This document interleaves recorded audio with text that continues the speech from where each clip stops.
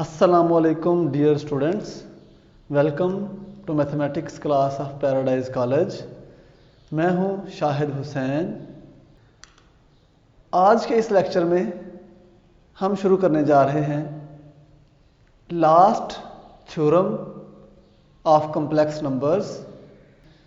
तो आइए इसकी स्टेटमेंट पढ़ते हैं। स्टेटमेंट है, कहता है for all z1 z2 belongs to set of complex numbers, modulus of z1 minus modulus of z2 is less or equals to modulus of z1 plus z2, which is less or equals to modulus of z1 plus modulus of z2।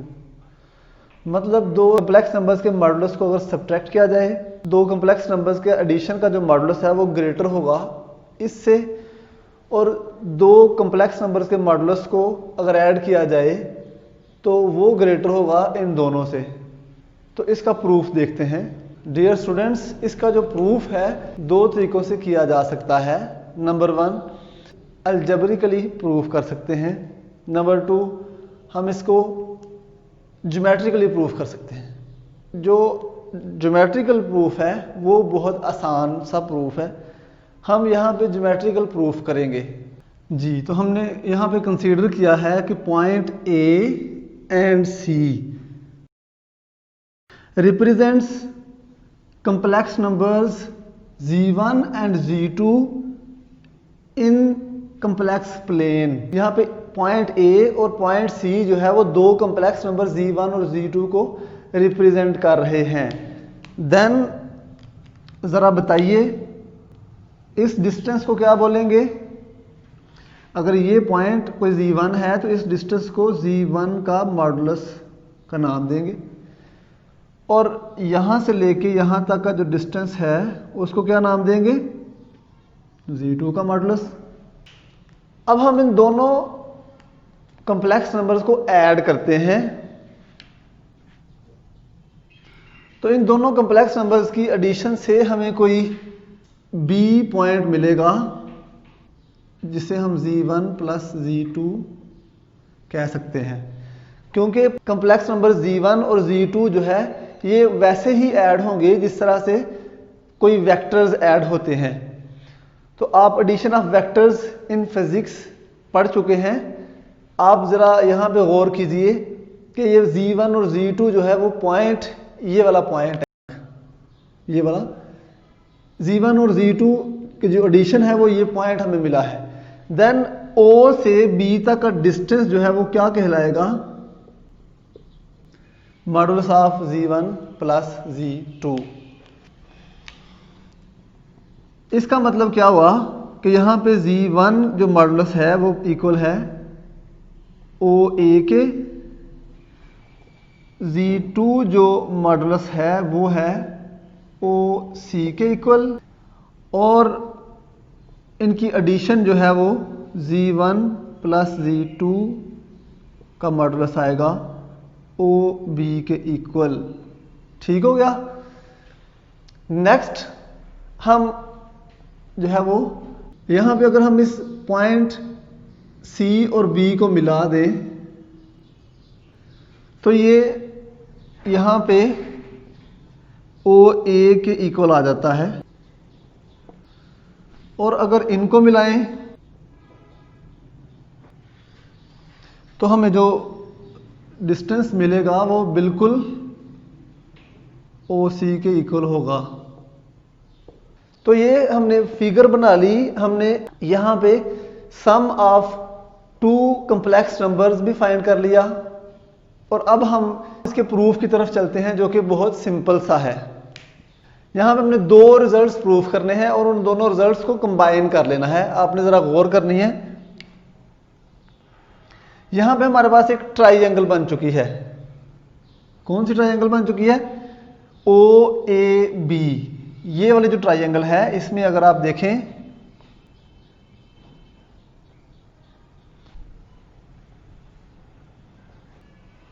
जो distance OB है वो less और equal होगा distance of OA plus distance of AB से।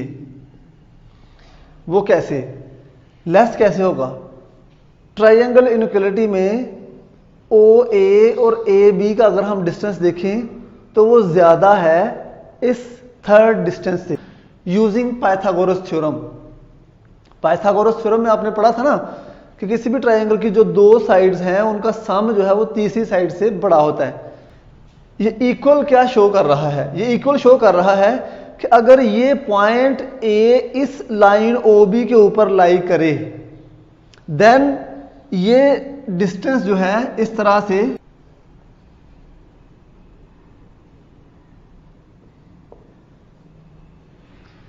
जो O B का distance होगा उस सूरत में वो इक्वल हो जाएगा ओ ए प्लस ओ बी।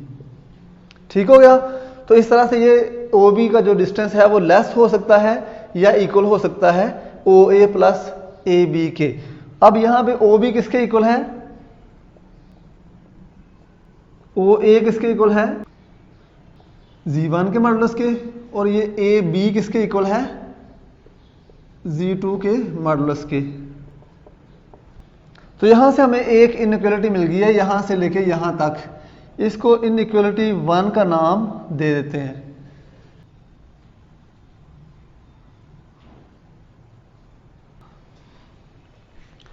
दोबारा से ट्रायंगल ओ ए बी का यूज करते हैं और यहां पे ओ बी जो है और ए बी का जो डिस्टेंस है वो ग्रेटर और इक्वल हो सकता है ओ ए के डिस्टेंस से। मतलब O B plus A B जो डिस्टेंस है दो साइड्स का जो सम है वो जाहिर है ग्रेटर होगा इस तीसरी साइड से in triangle O A B, इस ट्रायंगल से, इस ट्रायंगल में। तो इस रिजल्ट को जरा देखिए, ओ बी किसके इक्वल है? Z1 प्लस Z2 के मॉडुलस के। ए बी किसके इक्वल है? Z2 के। ओ ए किसके इक्वल है? Z1 modulus. यहां से इस Z2 को उधर लेके जाते हैं, ये आ जाएगा माइनस Z2 के मॉडुलस के इक्वल। अगर आप गौर करें तो इस इनइक्वालिटी को अगर हम इसके डायरेक्शन को चेंज कर दें तो इस तरह से लिख सकते हैं Z1 का मॉडुलस माइनस Z2 का modulus which is less or equals to Z1 plus Z2 का मॉडुलस। ये हमारे पास आ गई इनइक्वालिटी नंबर 2। अब हम क्या करेंगे? कंबाइन करेंगे इनइक्वालिटी नंबर 1 और 2 को। कंबाइन कैसे करेंगे? कंबाइन इस तरह से करेंगे कि इनका जो सिमिलर पार्ट है, इनका ये जो सिमिलर पार्ट है इसको सेंटर में रखेंगे। जाहिर सी बात है सेंटर में ही आएगा। वो कैसे? इसलिए कि ये Z1 प्लस Z2 का जो मॉडुलस है वो ग्रेटर है इससे और लेस है इससे। जो मॉडुलस है वो ग्रेटर है किससे और लेस किससे है? इससे।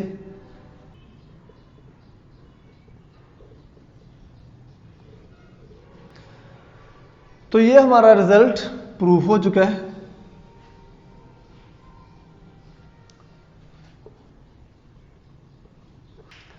आपने देखा कि ये रिजल्ट बहुत आसान सा था। समझने की बात जो है वो सिंपल सी ये वाली डायग्राम है। इस डायग्राम की अगर अच्छे से समझ आ जाए तो ये वाला रिजल्ट जो है वो इजीली प्रूफ हो सकता है। कैसे? आइए रिपीट करते हैं। हम इसको ज्योमेट्रिकली प्रूफ कर रहे हैं। हमने ज्योमेट्रिकली प्लेन में कोई Z1 और Z2 को कंसीडर कर लिया कि ये दो पॉइंट्स हैं प्लेन में। हमने कंसीडर किया कि ये A और C जो है वो रिप्रेजेंट कर रहे हैं Z1 और Z2 कॉम्प्लेक्स नंबर्स को। देन अगर A और C जो है वो Z1 और Z2 हैं तो फिर इनका जो डिस्टेंस है सेंटर से वो क्या होगा? वो डेफिनेटली इन कॉम्प्लेक्स नंबर्स का मॉडुलस होगा। ये हम डेफिनेशन पढ़ चुके हैं ना मॉडुलस में। फिर हमने इनका एडिशन किया, एक पॉइंट हमने बी लिया जो कि इन दोनों कॉम्प्लेक्स नंबर्स का सम के इक्वल है।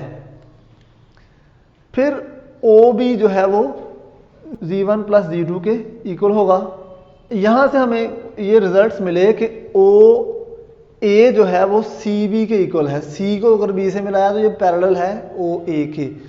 इसी तरह से ओ सी जो है वो ए बी के पैरेलल है। हमने इस ट्रायंगल को यूज किया ओ ए बी को, तो हमारे पास से हमें रिजल्ट मिला O B is less or equals to O A plus A B. O B जो है वो हमारे पास z1 प्लस z2 का मॉडुलस है। यहाँ पे इसकी वैल्यू पुट की, इसकी वैल्यू पुट की, और ये हमारे पास आ गई एक इनइक्वालिटी। एक और इनइक्वालिटी चाहिए। अगेन यूज किया इस ट्रायंगल ओ ए बी को। अब यहाँ पे हमने यूज किया कि ओ बी और ए बी को अगर ऐड करें तो वो बड़ा होता है या बराबर होता है ओ ए से। तो यहाँ पे मैं आपको ये मेंशन कर चुका हूँ कि ये इक्वल कैसे होता है। ये इक्वल उस सूरत में होता है जब O A and B are collinear, जब ये सारे एक ही लाइन में लाई कर रहे हों। कोलिनियर वो पॉइंट्स होते हैं जो एक लाइन में लाई करते हैं। ओ बी की वैल्यू रिप्लेस की, ए बी की वैल्यू रिप्लेस की, ओ ए की वैल्यू रिप्लेस की, z2 को उधर ले गए, माइनस हो गया इसमें से। इस इनइक्वालिटी की डायरेक्शन को चेंज कर दिया। फिर इस इनइक्वालिटी को और इस इनइक्वालिटी को कंबाइन किया तो हमारे पास रिजल्ट आ गया दिस वन। बहुत आसान सा प्रूफ है, उम्मीद है आपने अच्छे से इसको पिक कर लिया होगा। अगर हम इसको अलजेब्रिकली प्रूफ करें तो वो इससे डबल जो है वो लेंथ में होगा, तो इसलिए मैंने ये प्रूफ करना मुनासिब समझा जी। तो बच्चों नेक्स्ट हमारा क्वेश्चन है, क्वेश्चन नंबर 4। स्टेटमेंट है prove that conjugate of z equals to z। मतलब यहाँ पे z जो है वो अपना ही कॉन्जुगेट है, z सेल्फ कॉन्जुगेट है। जरा याद कीजिए कि हमने कौन से नंबर्स को कहा था कि वो सेल्फ कॉन्जुगेट होते हैं। सोचिए जरा। नेक्स्ट है if and only if. z जो है वो अपना कॉन्जुगेट होगा, कॉन्जुगेट लेंगे तो z के इक्वल ही आएगा। If and only if z is real, तो ये है आंसर कि z इज रियल। z अगर रियल हो तो वो अपना कॉन्जुगेट होगा, और अगर वो अपना कॉन्जुगेट है तो वो रियल नंबर होगा। ठीक हो गया। यहां पे इफ एंड ओनली इफ वाले जो क्वेश्चंस हैं वो शायद आप फर्स्ट टाइम पढ़ रहे हैं, और शुरू में लिखा हुआ है प्रूव दैट। समझे ये थ्योरम है, ये एक ऐसा रिजल्ट है जिसकी दो डायरेक्शंस हैं। अगर दरमियान में देन आता है prove that if this then this, तो हम एक डायरेक्शन को प्रूव करेंगे। लेकिन अगर आता है if and only if I double F, then हम इसको सपोज करेंगे और इसको प्रूव करेंगे, फिर इसको सपोज करेंगे और इसको प्रूव करेंगे। तो आपने इस थ्योरम को, इस रिजल्ट को ध्यान से समझना है। बहुत आसान सा छोटा सा प्रूफ है। हम सपोज करते हैं कि हमारे पास कोई कॉम्प्लेक्स नंबर है। जाहिर है जब हमने इस जो रिजल्ट को लेना है तो हमने z को कॉम्प्लेक्स नंबर लेना है ना।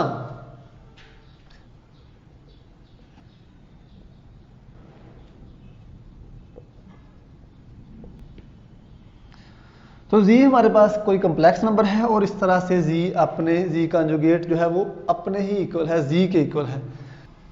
तो z इसके बराबर है टेकिंग कॉन्जुगेट, तो z कॉन्जुगेट किसके इक्वल आएगा, a माइनस आयोटा b के।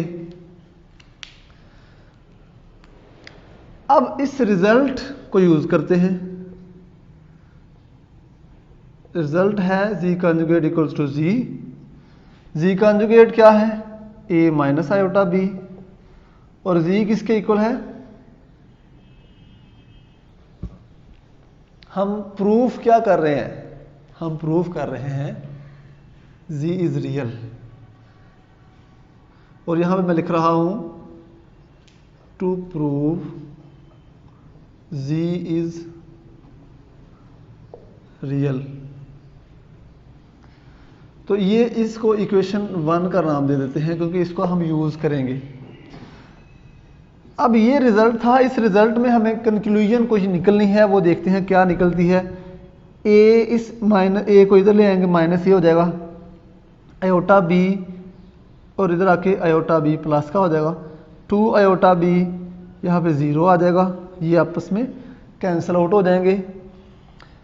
यहाँ से जो है वो 2 आयोटा इधर ला के डिवाइड करेंगे तो यहाँ से b इक्वल आ जाएगा 0 के। अब इस b इक्वल टू 0 को इसमें 1 में पुट करते हैं, पुट इन 1, इक्वेशन 1 में z equals to a plus iota into 0। तो ये किसको बिलोंग कर गया, a belongs to set of real number, क्योंकि आयोटा इसमें 0 हो गया। ये हमने प्रूफ कर दिया कि जो z है ना वो रियल है। अगर ये हम इस रिजल्ट को सपोज करते हैं, अब हम इसका उलट प्रूफ करते हैं। इसके कन्वर्स में हम सपोज करेंगे कि z रियल है और प्रूफ करेंगे कि z सेल्फ कॉन्जुगेट है।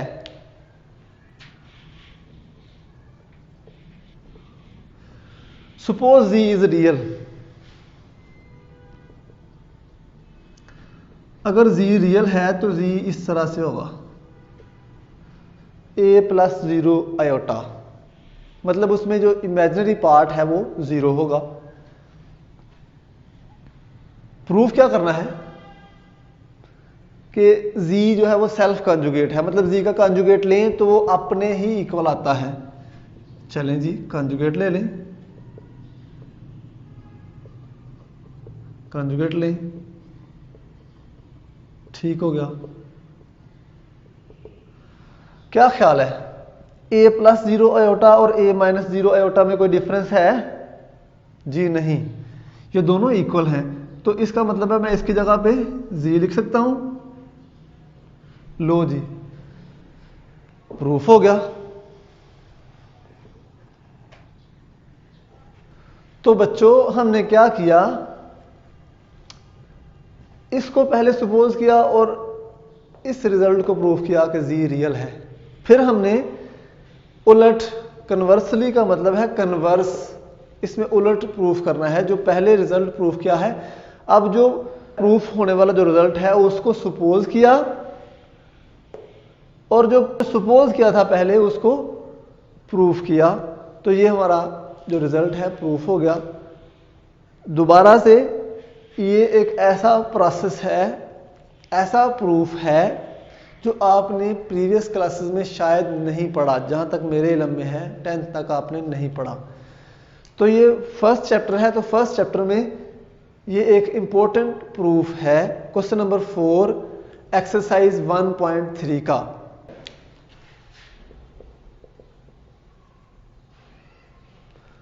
बहुत इंपॉर्टेंट प्रूफ है, आपने इसको ध्यान से समझना है। जी स्टूडेंट्स, आज के लिए इतना ही। उम्मीद है आपने थ्योरम नंबर 7 को और इस रिजल्ट को अच्छे से अंडरस्टैंड किया होगा। मिलते हैं नेक्स्ट लेक्चर में, last lecture of the first chapter number system को लेके हाजिर होते हैं नेक्स्ट लेक्चर में। अल्लाह हाफिज़।